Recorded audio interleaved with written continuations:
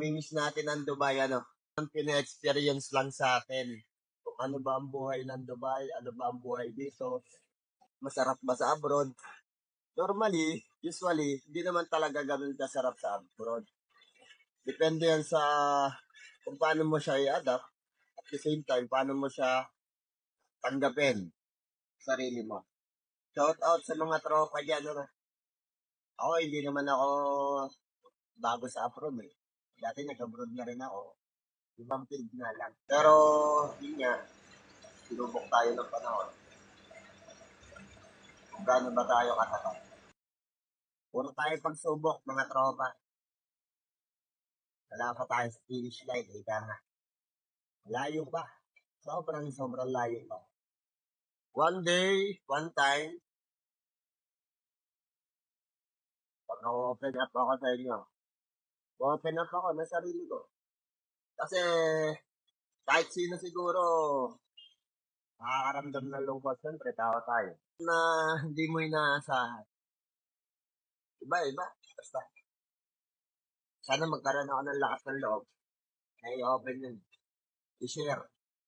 Para hindi maging masakit sa mata ng iba, ang akin, maging aral. Ako yung magiging buhay na parusa. Shout out, mother!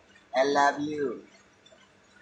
Uuwi na naman ang inyong paborito. Uuwi na, nagpapasakit ng inyong ulo. Diba na uli kayo? Sa ikli ng panahon, sa ikli ng oras na tayo ay magkakasama dito sa Dubai, wala namang salapya makakatumbas doon. Ano? Siguro lahat talaga ay may purpose kung bakit. Bakit tayo nilagay sa ganitong posisyon, bakit tayo nilagay sa ganitong sitwasyon, at higit sa lahat, bakit tayo binibigyan ng ganitong pagsubok. Ano? Magiging weird o magiging weirdo sa iba, magiging corny. Yung mga sinasabi, pinapakita sa inyo, pag dumating sa punto na ang usapan ay ang poong may lumikha. At para sa akin, yung paglapit sa kanya, hindi naman siya nangangahulugan na pagiging banal. Ano? Iba sa akin yung banal eh. Iba yung definition ng banal sa akin. Ano? Yung pagiging banal para sa akin, mga gwapo. Ito ay simple analogy lang. Yung pagiging banal, ika nga, ng mga nagbabanal-banalan at yung banal talaga, wala akong pinatatamaan kung kahit na anong relihiyon. Yung akin lang, sariling opinion. Pagka sinabi mong banal ka, yung nakikipag-usap ka sa kanya, yung komunikasyon, andun, kaimtim, bukal sa puso, free will, pusang loob, yun yung banal sa akin. So one thing, ano naman yung nagbabanal-banalan? Para sa akin lang to based on my own experience. Yung nagbabanal-banalan, mga gwapo, sila yung pala simba. Pero after ng simba, balik na ulit sa dating bisyo. Sisimba lang para pakitang tao. Sisimba lang na nakikita lang sa tao, sa simba. Ganon. Ako hindi ako pala simba. Literal. Hindi ako pala simba. Pero, ang pinakamahalaga sa akin, mga gwapo, hindi ako nakakalimot makipag-usap at tumawag sa kanya. Especially sa gabi. Paano kayo magdasal? May kanya-kanya tayong ideolya. May kanya-kanya tayong pamamaraan kung paano tayo magdasal. So sa akin, share ko lang din. Once na magdasal ako, katabi ko yung Bible. Hindi man pag-ano. Kasi binigyan nga ako dito ng Bible. Although meron naman ako dati. Yung Bible ko, yung kamay ko, nakapatong sa Bible. Minsan, yakap ko yung Bible kapag nagdadasal ako. Ito, hindi to pagmamataas or pagmamalaki ano. Based on my own lang experience.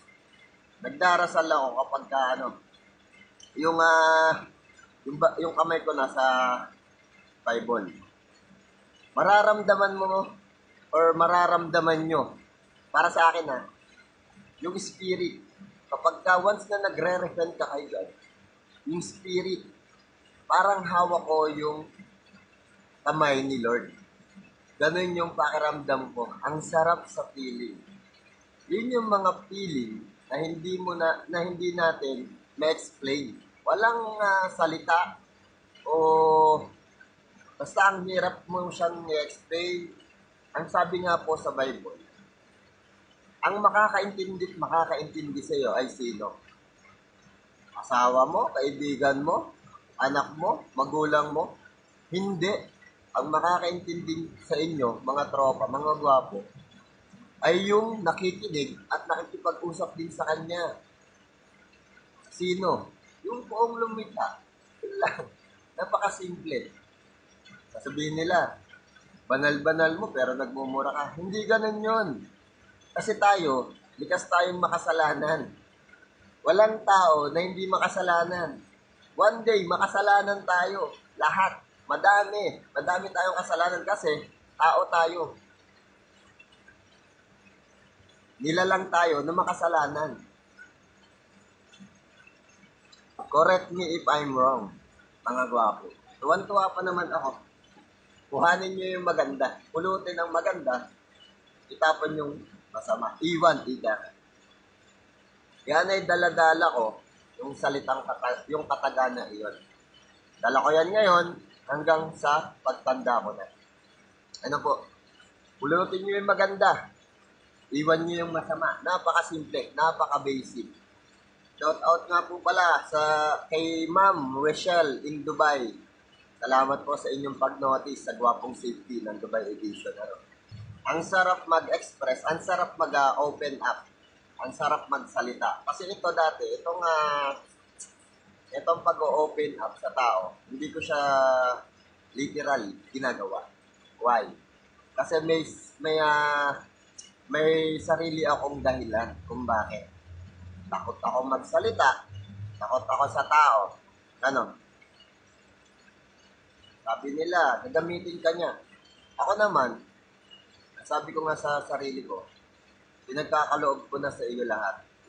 Kasi once na tinanggap mo si Lord, yung fulfillment, yung pakiramdam mo, ang luwags, grabe, para ang lumulutang. Speaking sa lumulutang, kung kayo ay naka-experience ng ating pinagbabawal na gamot, ako hindi ko pwedeng sabihin hindi ako nag-try noon. Yun ay dinaanan lang natin, way back nung kabataan natin, nung ating era, ika nga. Pero sabi nga nila, dadaanan mo lang yung bisyo. Huwag na huwag mong gagawing bisyo or huwag na huwag mong tatambayan.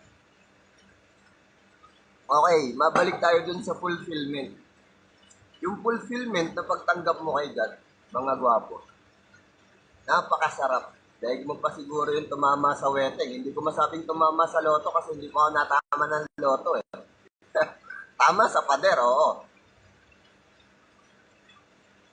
Lalo kapag kalasing, pahali-halibas na. Ayun, maibalik ko sa usapan.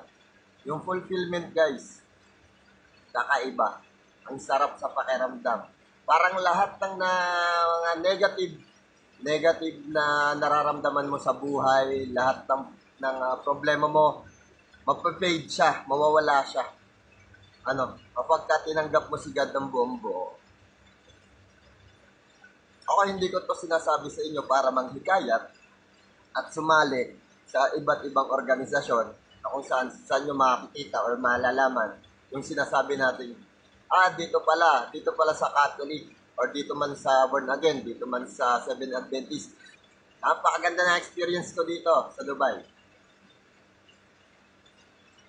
Nagpunta ako dito, nagpunta ako dito sa Dubai, para magtrabaho, para abutin yung pangarap. Sino ba naman may gustong lumayo sa pamilya natin, di ba? Wala. Kung malaki nga lang yung sahod sa Pinas, bakit hindi? Bakit ka pa aalis, di ba? So, yun nga. Nagpunta ako dito ng Dubai para abutin yung pangarap ko. Pangarap na akala ko hindi ko na maaabot nung una. Kasi naglat nga, bigla tayong lumubog ulit. Andun ako sa taas, guys. Hindi man sa pagmamayabang. Ang sahod ko na dati, 60 to 70,000. Kasi seaman ako dati. Ano, 60 to 70,000, then bumagsak ako.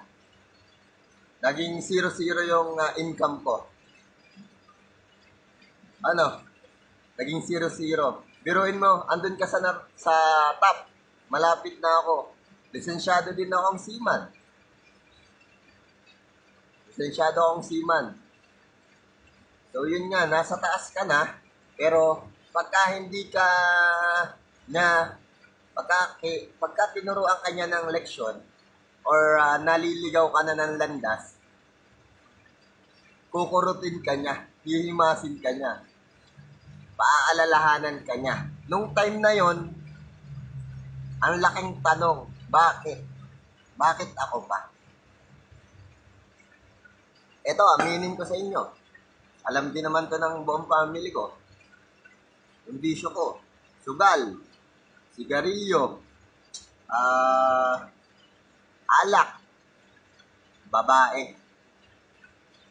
Pag tayo nagsama-sama, para kayong, daig nyo pa yung nag-nervous breakdown. Bagsak, as in totally bagsak kayo. Baka may makarinig, o bakit? Baka may makarinig dyan, or may mga nanonood.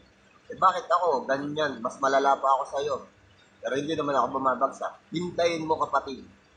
Huwag mo nang hintayin. Baguhin mo na. Ang sarap mag-open up. Ang sarap magsabi kung ano talaga yung nilalaman ng puso at isipan mo. Nang walang halong pagsisinungaling. Sarap. Ang sarap.